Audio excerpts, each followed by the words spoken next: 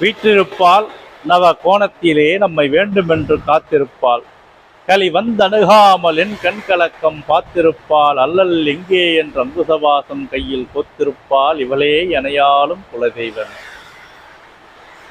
உலகெங்கும் வாழக்கூடிய அன்னை ஸ்ரீ கோட்டை வாராகி என்னுடைய பக்தகோடிகள் அனைவருக்கும் அன்னையின் அருளாசி.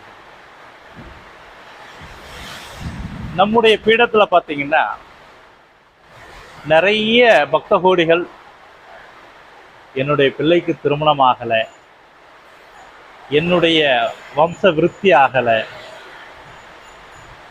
மனம் முழுக்க வழிகளோடு தான் இருக்கிறோம், எங்களுடைய வாழ்க்கையில் ஒரு நிம்மதியற்ற ஒரு நிலை, இப்படி பலவிதமான சங்கடங்களை சந்தித்து கொண்டிருக்கக்கூடிய பக்தகோடிகள் வேண்டுகோளுக்கு இணங்க அன்னை ஸ்ரீ கோட்டை வாராகியினுடைய அருளாசியால்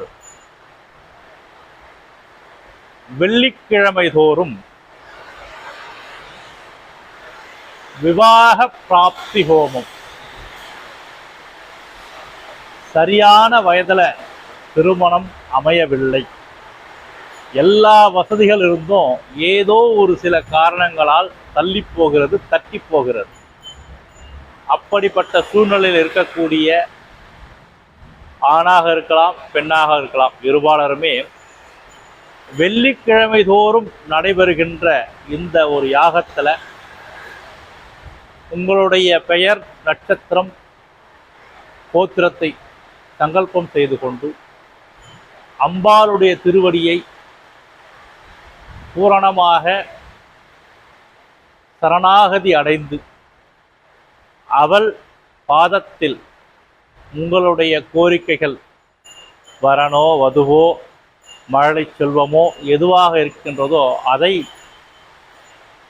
அந்த ஹோமத்தில் நாம் சங்கல்பம் பண்ணி பூர்ணாகுதி கொடுக்கும் பொழுது அன்னையினுடைய அருள் கீட்டின் ஒளியால் நம்முடைய இல்லத்தில் மங்களங்கள் நிறைவேறும், மகிழ்ச்சி ததும்பும், மழலை செல்வம் கைகூடும், இன்னும் சொல்லிக்கொண்டே போகலாம்.